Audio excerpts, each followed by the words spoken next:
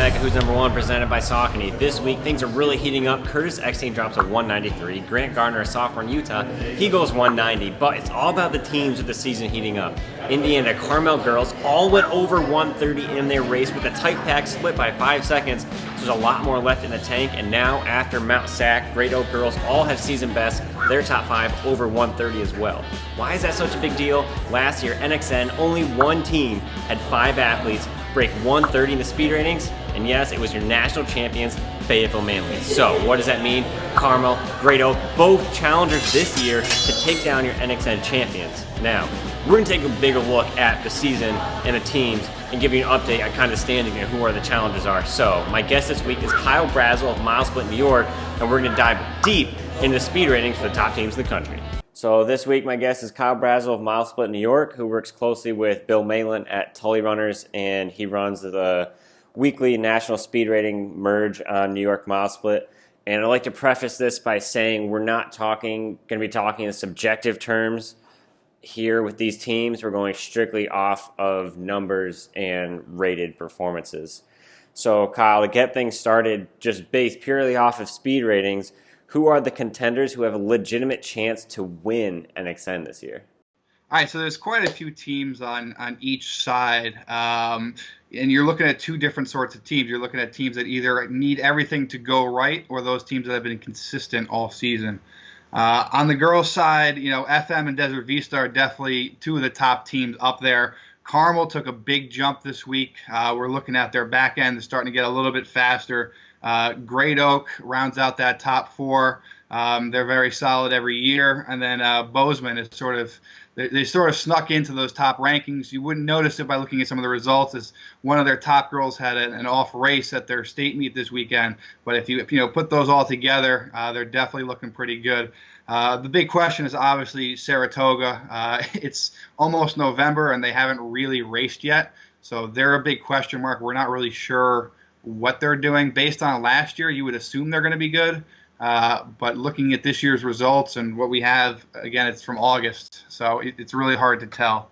On the boys' side, Bozeman, again, they look like they could be a podium team, and that's one of the few programs that can do that with the boys and girls this year. American Fork, obviously, is very good, probably the best top 3 in the country.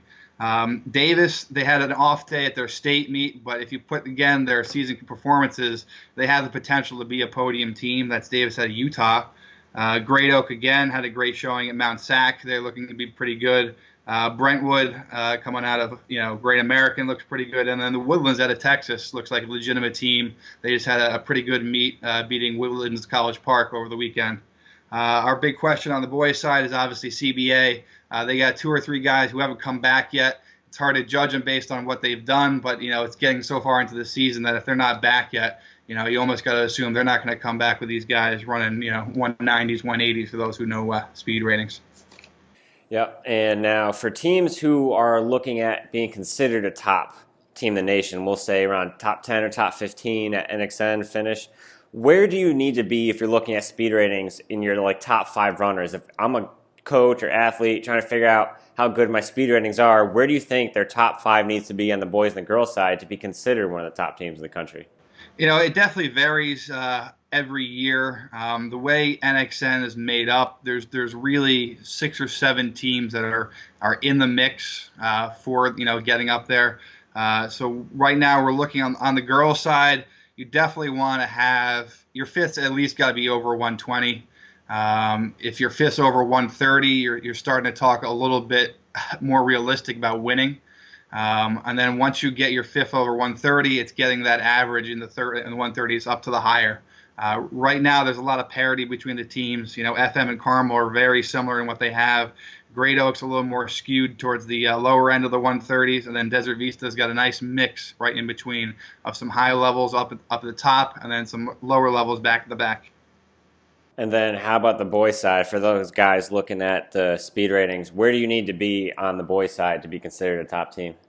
So again, this shows a little bit of the variability. A couple years ago, the boys used to be, very strong, and it seems like across the country, the boys are getting a little bit weaker as a team in the past couple years. So it used to be, your fifth guy right around, 175, 180. This year, of the top 6 teams, you're going to have maybe a guy in the 160s there. Once you get either a solid pack, American Fork's got 3 guys in the 190s, they can make up for their back end having a 165. But then there's teams like Davis who have maybe 6 or 7 guys at 173. It's just a different kind of makeup of the team, and it demonstrates there's many different ways you can go about winning an NXN title. And certainly we look at speed ratings as anything else in cross country. The good teams are good, and we expected that. But who are some teams that have risen this year that have been surprising for you and Bill looking at the speed ratings? All right, there's a couple teams that sort of pop out that are definitely that were surprises. We consider surprises. If you look at Tully's preseason rankings, those are basically the ratings from last year coming back to this year and who's going to be good. These are teams that basically didn't make the top 20 there or weren't even on there. For the girls, Claremont, California definitely had a big year. We saw them come very close to some big teams early in the season. They're just finding their footing now. South Lake Carroll in Texas, not usually a big team for the girls' side, but they're definitely having a good year. They're sort of breaking into that top 10. They're making their name known, and they definitely could have a big year in that region. For the boys, Utah is always strong in the past couple of years, and now Olympus and Timpanogos at their state meet definitely they weren't on our radar earlier in the season. They were Timpanogos was good last year. We didn't know if they were going to be coming back, but they came back with a good performance, and so did Olympus. And then Desert Vista boys is another team that's sort of making a jump there, and we're looking at them. Thanks again to Kyle. You can check out all the details below and everything we talked about in our extended interview where we go into some more details on this season. Check back next week for more from Who's Number One.